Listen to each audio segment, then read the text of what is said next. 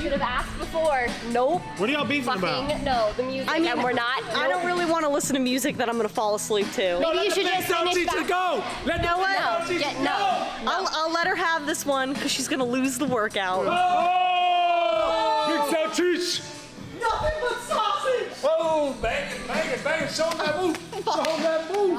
That's that flop. That's your athlete, Karen. Yeah.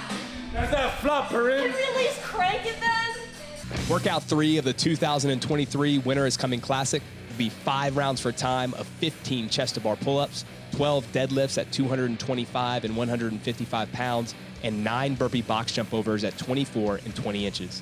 There is a 13-minute time cap. Look at the serpent. The serpent is here. I had no idea. I wasn't here for this one. But Look at the focus.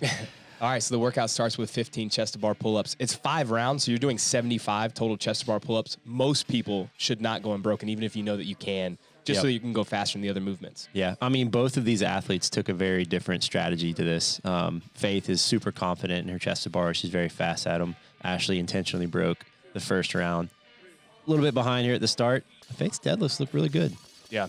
She's doing a bunch of technique and strength work right now, but one of the things that's been bothering her is her back. So going into this, she just said, hey, I'm going to break all of the deadlifts up, but go faster in the chest to bar, which I think is a good strategy for her in this scenario. Now, if this is a quarterfinal workout, even for someone like Faith who can do probably 70 unbroken chest to bar pull-ups, I'd say, hey, break the chest to bar so that you can move faster on the burpee box jump overs. Yeah. Because that's where she's going to slow down, I assume, by the end. Yeah, and then Ashley might as well have been picking up a PVC pipe over and over. She's so strong.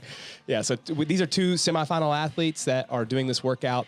For those that are watching this that aren't semifinal level athletes, you're going to see their pacing structure, and it's just going to be way faster than most people need to go. And I know I keep kind of reiterating that, but I think it's important, especially in a long workout like this, to come up with a game plan that allows you to move in the 5th round the same way you do in the 1st round. Yeah, I mean, look, the volume, if you look at it, 75 chest to bar, 60 deadlifts, 45 burpee box jump overs. And the pace they're going out at doing this 1st round is so fast, but that's just what elites will do on this. Most of them would not overpace in the beginning on this. They would go out hot and they would just kind of hold on. For the rest of us, I think you definitely need to break up more than you want early on because it's a lot of reps of each one of those movements. And, you know, none of them are really like easy movements. Yeah. How would you handle the transitions between, let's say, pull-ups, deadlifts, burpee box jumps? Is that a time for an athlete to take a rest, or would you transition quickly and then maybe slow down as you go into the movement? Yeah, something I tell athletes often in this is pick one of the movements where you're going to have your kind of like longer break or transition, and then the rest of them get to work right away. So for me personally, I would take a longer break after the burpee box jump overs because that's the worst movement for me. And it would help me actually get through bigger sets of chest to bar a little bit quicker. And then as soon as I came off chest to bar, I'd go right into the deadlifts because just picking it up off the ground is, to me, it's the easiest movement of all 3 of these. And then as soon as I finish the deadlifts, you can just get started on the burpee box jump overs, even if they're slow. Like you don't have to wait to do a rep versus a chest to bar. You could like wait to do kind of a bigger unbroken set. Yeah. And this is, I think, important to note that Mike and I would probably approach this differently, which means everyone's going to approach it a little bit differently. We would both go from chest to bars to deadlifts quickly. I think to your point, Mike, that's just easier to get to the barbell and start picking it up.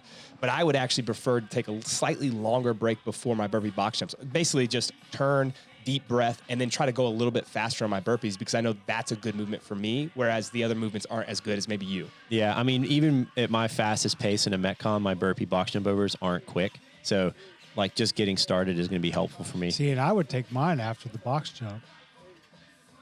Oh, yeah. And I would just rest the whole you time. just lay down. Never do a pull-up. Hey, Chris, I didn't know you were here. I thought you meant after each burpee you would jump over the box. I'll probably do that too. And you would get down, and technically you are resting because you're on the ground for a second. So they're into their 3rd round, and it's only 3 minutes in. But you could see, for those that are watching, Faith had to take a little bit of a... Everyone, that is true. Everyone is watching.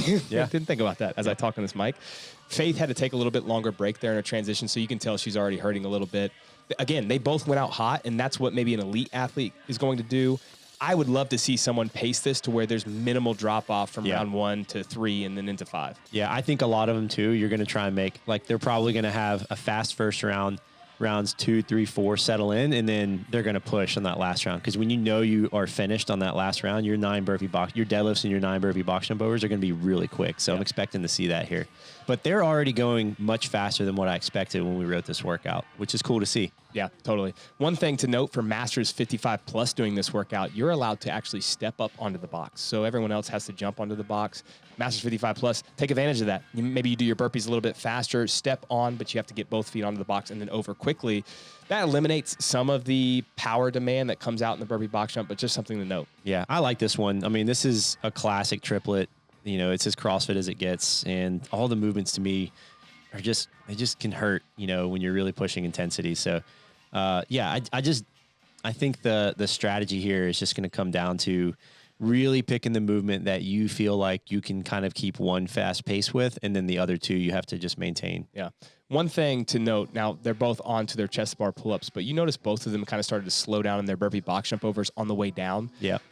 And this is really hard. It's much easier for me to say than to do. But one thing I think that can really help is learn to get down to the ground quickly. And if you have to take that break, just pause on the ground. But if you get down quickly, it actually helps you to kind of speed up the overall cadence. Most people then kind of step back and then they slowly lower themselves. That's just more time under tension that you don't need. Yeah. So Faith's falling a little bit behind here, or is Ashley speeding up? I think Ashley's actually maintaining pretty consistent pace here. Faith looks like breathing's starting to catch up a little bit.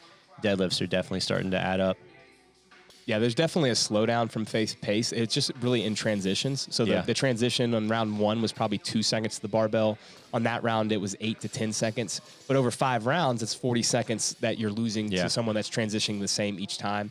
And then the actual movement speed changed a little bit on the burpee box jump over. So movement speed on chest to bars just can never really slow. Like, it's hard to speed up or slow down chest to bars. Yeah. Movement speed on deadlifts, it's hard to slow. But the transition between reps can if you're dropping the barbell every, let's say, 5 or 6 reps. Yeah, Ashley's transition from deadlifts to box jump over was really good. Like, she dropped the bar, turned, and went right into the rep. There was no time wasted. Going back to that movement speed comment I just made, I think that's important to think. When you're looking at workouts, you want to look at what are the biggest separators in workouts. And with certain movements, again, there's just no way to speed up or slow down. But there are some that there's a huge separator, like a burpee box jump over, because you're still doing the movement, but if you're going really slow to the ground, really slow to step up, really slow over the box, one rep can go from maybe 2.5 or 3 seconds per rep to 5 to 7 seconds per rep. And over the course of a workout, that can really slow you down compared to the field. So just keep that in mind of, like, if you're really trying to be disciplined, keep a burpee cadence that's a little bit faster than you want to, and then slow down the other pieces with more rest breaks, because again, the movement time does not slow down in those. Yeah. Unless my eyes are deceiving me, it looks like they're both doing the dizzy burpee where they're changing direction each time.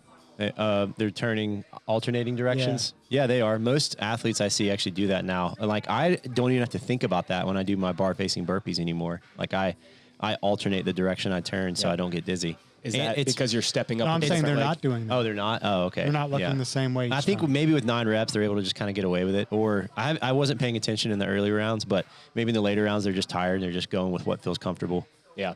I definitely like the idea of stepping up with the opposite leg each time. So left and right, that's going to help. Yeah. Ashley's starting to push a little bit now. I think she's on her final round. I would definitely say, in terms of just general pacing, when I look at this workout, I'd say most people are going to fall off the most on that 4th round. It's like they feel good the first round, the second and third, they're kind of hanging in there. And then that 4th round is always that breaking point where everyone knows I have a whole nother round after this. And that's where you see the biggest drop off. So, you know, you don't want to have to redo it. You want to give your best effort the first try. So just keep that in mind and remember that you've got to suck it up. You've got to get to that 4th round with control so that you don't have, you know, a minute drop off on your split.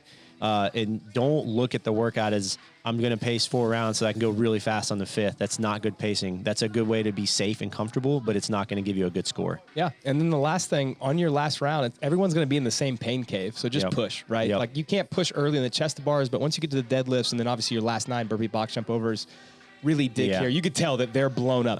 They're flying. Yeah. But at this point, you know you only have 9 burpee box jumps left. Push yourself. Try to really go as hard as you can. Yep. Ashley just finished. I think Faith has a couple left here. Yeah. You see how Ashley just rolled out of it. I went up to them after they were messed up. Messed up. Yeah. This is a breather. It's great. Good workout. I'm excited about it. I think this is the last rep for Faith. Come on, Faith. Oh, you can tell she's hurting. Yep. Look at this jump. Yeah. I've been there before where, you know, you're not sure if you're going to land on the box or not. That movement just hurts so bad when you're tired. Yeah. It does. Well, great job, ladies. Thanks. Everyone else, go crush it. Good luck. Thanks. Great. That's really hard. Yeah. Kick that ass. Gang, gang. Sausage was dropped. Yeah, it was perfect. What about for the people at home? Any advice? I think it's better to break early than try to hang on. I'd break everything up early and later on know where you're comfortable and can just push those transitions rather than trying to hang on for big sets and have a huge sausage.